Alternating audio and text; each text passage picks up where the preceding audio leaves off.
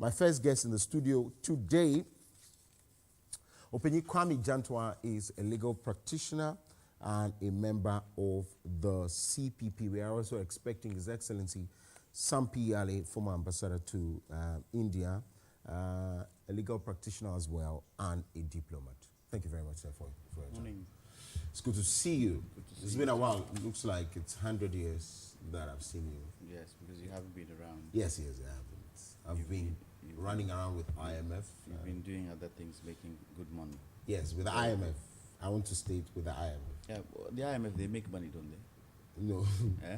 They intervene into situations like... They intervene with money. They don't intervene with sand. They don't intervene with water. They don't intervene with air. They intervene with money. All right, well, thank you very much indeed. We'll start off with the conversation, and we're going to be playing experts and responding to excerpts, forgive me, of the President's address, and then we'll take the response of my guests while we do all of these. Let's start off with the issue of government to secure reliable and affordable petroleum products, and that's what the President said the other day. And since my guest is an expert in that, we will, try to pick his thoughts as well. Take a watch, and when we come back, we'll have that conversation. Cost of living is the #1 concern for all of us. It is driven by fast escalating fuel prices at the pumps, which is caused by high crude oil prices on the world market and our depreciated currency.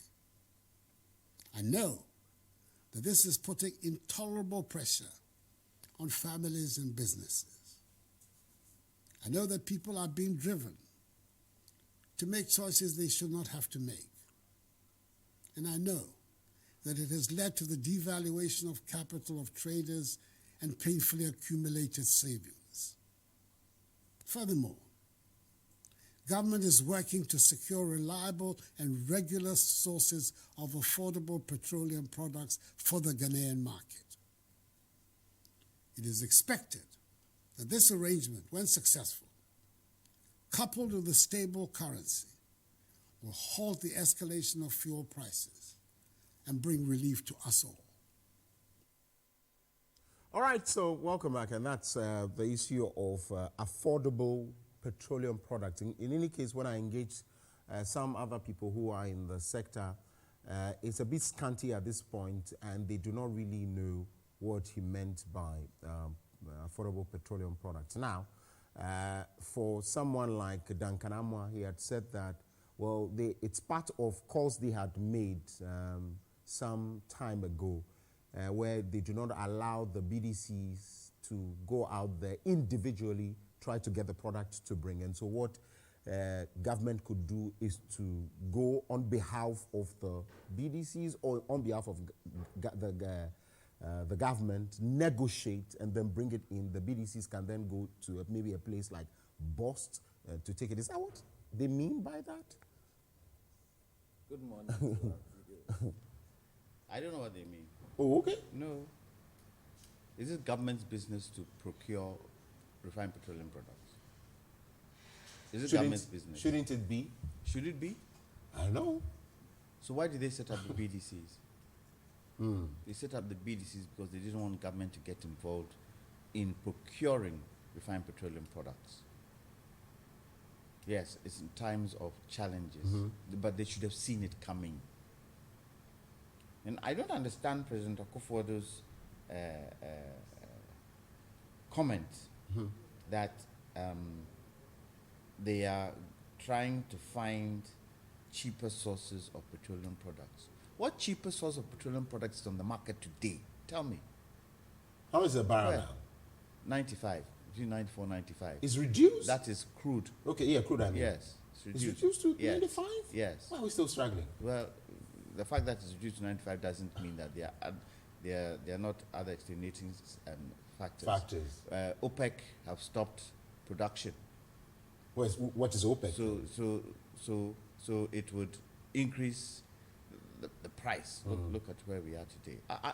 what I don't understand is that, yes, it's immediate. Fuel affects everything. It's one of the major pointers in terms of our economy. And the president talks about going to find fuel elsewhere and bringing it in. And doesn't talk about the fact that we have a refinery. It doesn't talk about the fact that we're an oil-producing country. It doesn't talk about the fact that in this immediate time, it might not come as soon as we want. However, I plead with Ghanaians to handle the situation we find now as we quickly put TOR back to where it's supposed to be. Look at the challenges of TOR, and even in his address, tell us what the challenges of TOR are, and tell us how you want to fix TOR. And we have the raw material, don't we? We have the raw material. Which we are sending out. Is the raw material going to be more expensive than going out there and bringing refined petroleum products in? Which of the two is more expensive?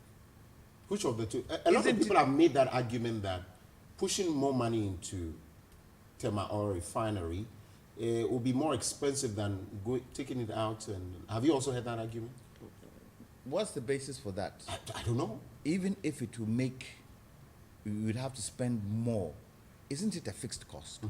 Is it a variable cost? Yeah. It's a fixed cost. So once you fix it, you fixed it. In the long term, you will get your money back. Okay. Wouldn't you? Yeah. And some other countries could also rely on us. Yes, to and so we are going out there. We are spending money traveling the world to find refined petroleum products. The same dollars we don't have, capital flight to bring the refined petroleum product in. What's the basis of refined petroleum products? Is it not oil? Are we an oil producing country? Do we have a certain percentage of our crude? Can we not take some of that percentage and get TOR working, where we can now be in control? So the benchmark price of the budget for crude oil is about, what, 67. Right now, crude is 95. If we were to export our crude, we will get the 95. Benchmark is 67. There's a windfall in there. Two things. We can either use the windfall to support, or we can say, we would not charge Ghanaians the 95.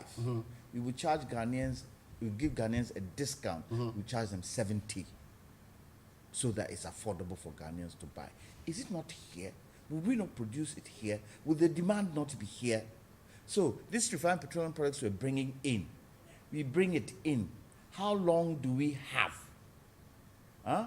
to use those refined petroleum products and then go back for more?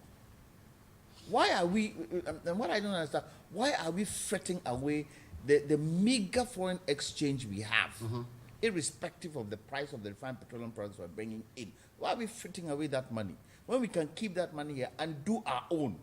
I don't understand it.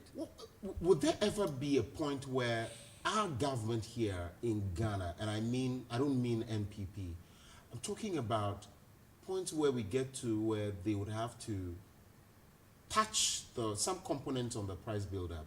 Because clearly, I hear other countries are doing it in these very difficult times. And people were also expecting that the president announces some reduction in, fuel. But again, people say it will hurt our revenue mobilization projections. But under the current circumstance, that's what we need, right? Let me tell you, where the price build-up is concerned, because of the lack of adequate finances, that price build-up, it goes elsewhere. That price build-up we have there is not only for fuel. It is taken into other sectors. Oh, okay. So you take that out, you are hurting another area. However, you can decide that if it's 5 pesos that is on there, I reduce it to 2 pesos. I reduce it to 3 pesos, and cut costs in certain areas. Cut costs in expenditure. Look at the price build up. Look at where the money is going to. Look at the expenditure of these areas you are putting that money in. Do a real forensic audit of these things. That was what I expected the president to say to us.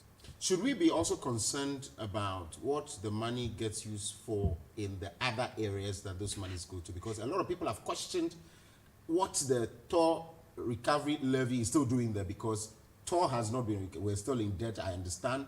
BOST as well. People have questioned it, and even watchers in the energy ecosystem have questioned those levies. You see, the government is toying with us. Seriously, the government is toying us. The government is thinking that we don't have the gumption up here to understand what is going on. These are, in these times, these nitty-gritty details is what you have to communicate to the people. And one of the major challenges this particular government has is communication. Even if the president spent an hour in his broadcast detailing, giving us step by step, telling us why we can't do X but we can do Y, letting the people realize what the real challenge was. Because when you tell us what the real challenge is, it gives us some comfort. We understand it better. And in us understanding it better, we ourselves can also target the way we handle these things better. Did he say it? No, very short. What did he tell us? Very short. No, what did he tell? What did he name that thing he said to us? Sikempe Dede. Yeah. He said it also in French. Do you understand what he meant by Sikempe Dede? There are lots of. Do you understand what if you go to Otumfo's palace and you're standing in front of Otumfo, and Otumfo tells you Sikempe Dede, do you know the implications of what that means? Don't bother my ears. Leave me. We are looking for the money. Don't bother my ears. How the president, in times like this, come and say such a thing to citizens who vote you into power? I don't understand it. I do not understand it. And maybe I'm not living in this country. And maybe I've taken it in a different tangent. But really and truly, where refined petroleum products are concerned, we should have, from 2016, look, a lot of these things happening now. 2016, when they came in, they had the justification to be able to look at it and look into the future, because we did away with President Mohammed's government because of some of these things. So you had something to hold on to change the coordinates. I see. Did you do it? Well, we'll take a break at this point. When we come back, there are a lot of things to talk about, especially the president's address. He also called for the traders to be measured. He said he doesn't want